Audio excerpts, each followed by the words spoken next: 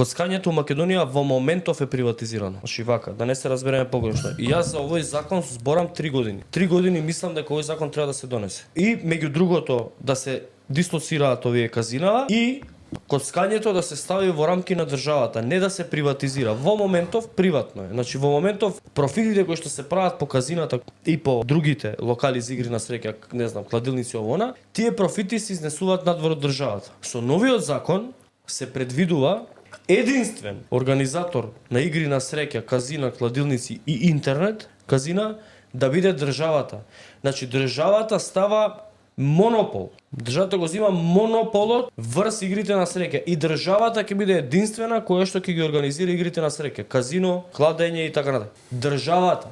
Значи нема профитите од тоа коцкање да излагаат надвор од државата, туку ќе остануваат во државата. Сега во моментов е приватно, приватизирано и има бизнис интереси, најчесто се тоа странски инвестиции. И најчесто тие странци за да ја задржат нивната позиција, они се олигопол. Значи неколку се и не даваат да влезе некој друг и така, се борат со државата да не се донесе законот, пошто ќе ги изгубат позициите, ќе го изгубат пазарот. Потплаќаат политичари, потплаќаат пратеници, нели да не гласат.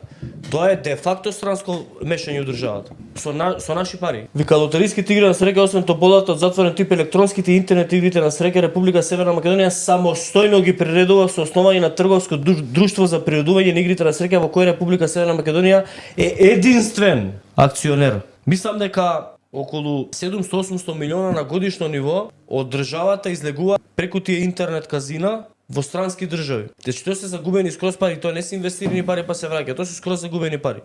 И знам дека во моментов има донесено мерка за блокирање на IP адресите на овие странски интернет казина, а мислам дека ако дали беше овој закон или беше подзаконски акт, тоа не сум сигурен како беше, ќе воведат и контрола, значи банките ќе имаат забрана да исплаќаат пари на казината во странство интернет и да примаат пари од странски казина.